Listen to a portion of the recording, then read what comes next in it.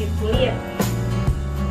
Kemudian, keanekaragaman hayati sebagai sumber kosmetik.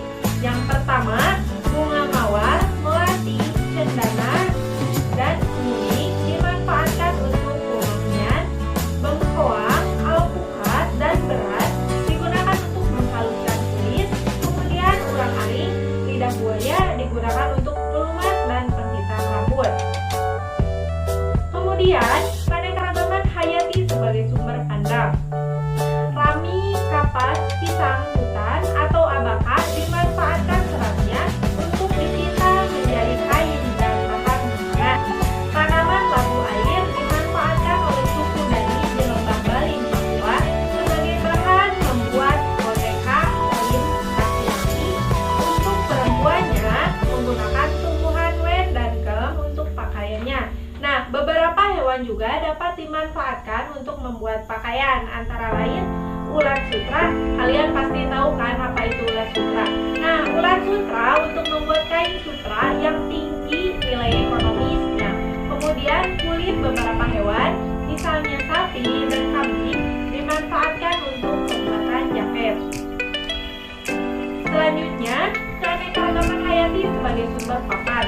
Nah, kayu dimanfaatkan untuk membuat jendela, pintu, tiang, dan alat atap. Dan beberapa tumbuhan yang dimanfaatkan kayunya antara lain jati, kelapa, kuruing, tangkama, dan bambu.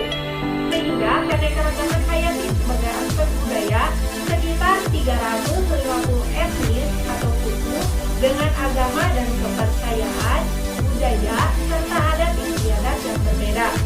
Dalam menjalankan ritual keagamaan dan kepercayaannya, penyelenggara upacara adat dan pesta tradisional seringkali memanfaatkan beragam jenis tumbuhan dan hewan. Budayanya kan menggunakan bunga mawar, kenanga, kantil, dan melati. Kemudian, upacara kematian di Toraja menggunakan berbagai tumbuhan yang dianggap memiliki nilai magis. Misalnya, limau, daun kelapa, pisang, dan tumpah rempah. Selanjutnya, ada upacara ngabeng di Bali menggunakan 39 tumbuhan lain mengandung minyak arsenic yang berbau harum, yaitu kenanga, melati, dan lain-lain. Kemudian, umat Islam menggunakan hewan ternak seperti kambing, sapi, dan kerbau pada hari raya Kurban. Kemudian, umat Nasrani menggunakan pohon cemara saat perayaan Natal.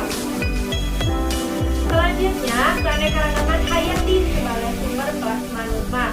Nah, plasma nutmah merupakan sumber daya genetik yang merupakan bagian tumbuh-tumbuhan, hewan, atau mikroorganisme yang mempunyai fungsi dan kemampuan mewarisi sifat.